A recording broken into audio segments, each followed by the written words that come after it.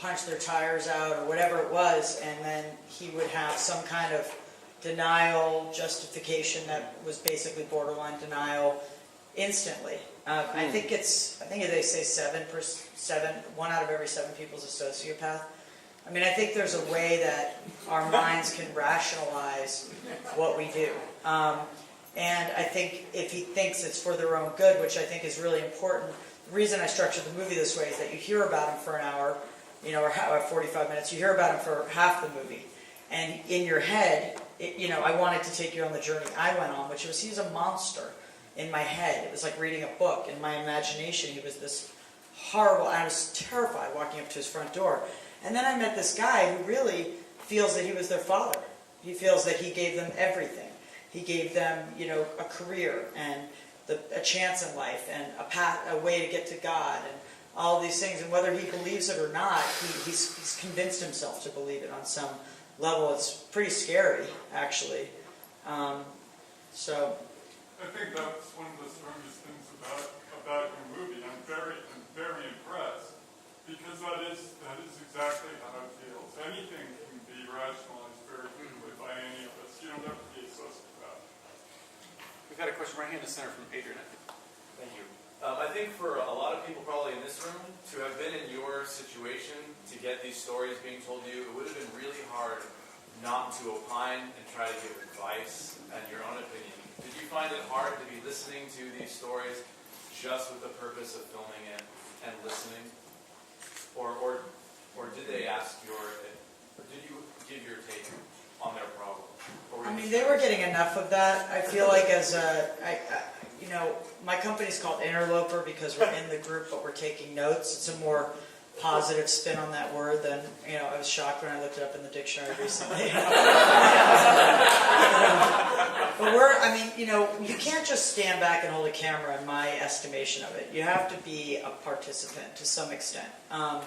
You have to care. What they needed more than anything was love. And that's what I felt for them, and I feel for anybody, basically, who's giving it up like that and opening their lives to me. I feel a responsibility and a certain love. And I think that comes through, which is how all our films have so much intimacy and depth to them.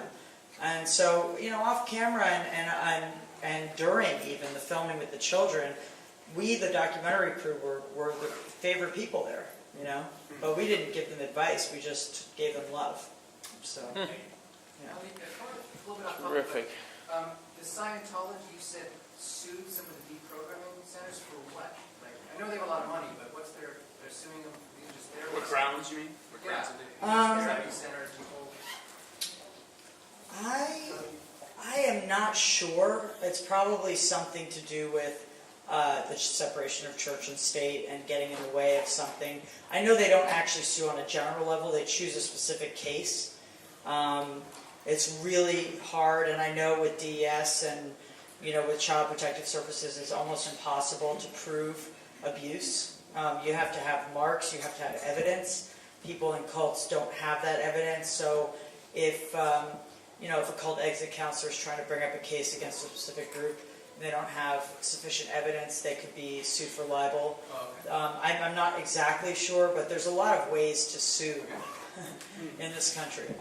And suing sometimes alone, whether it's justified or not, is enough to put someone who's an exit counselor out of business, because those people are really doing it because they want to help. And people in cults don't have the money to really pay exit counselors. So a lot of the time, they don't have a lot of resources to fight lawsuits when they go out of business.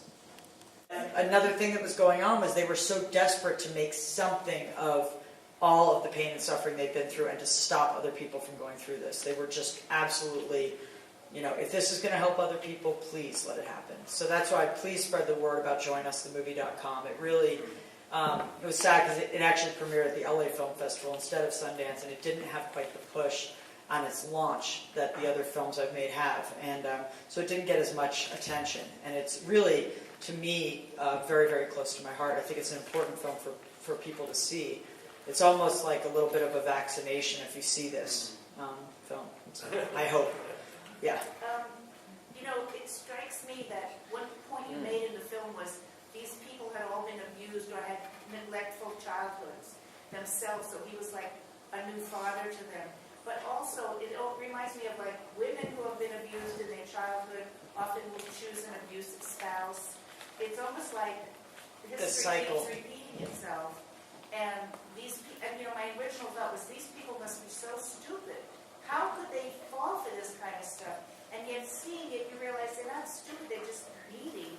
And they were hoping this man would fill their needs.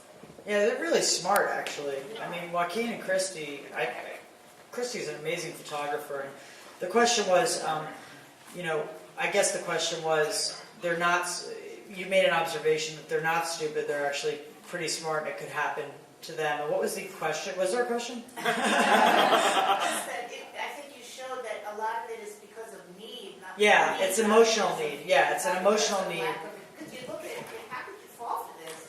Yeah. It's so crazy, and yet it's not. The other thing, though, is it starts with a meeting a week, then it becomes 2, then it becomes 3. It gets these things. It's like a frog in boiling water. If the frog is in the water before it's boiling, the frog will end up dying in the water. And if you put a frog in boiling water, it'll jump out. And that's how cults are. I mean, and fast. I mean, within 2-3 weeks, like Steve Hansen was saying, he was in the Moonies, out of nowhere, being a college kid, and suddenly he was brainwashed that quickly. It's incredible how flimsy our minds are. They are just. We are all that fragile, and to say, "Oh, it couldn't happen to me," is just absolutely idiotic. It could happen to you.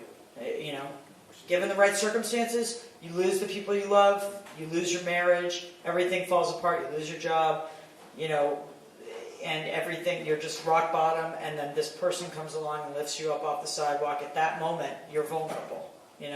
All of us have a breaking point. So.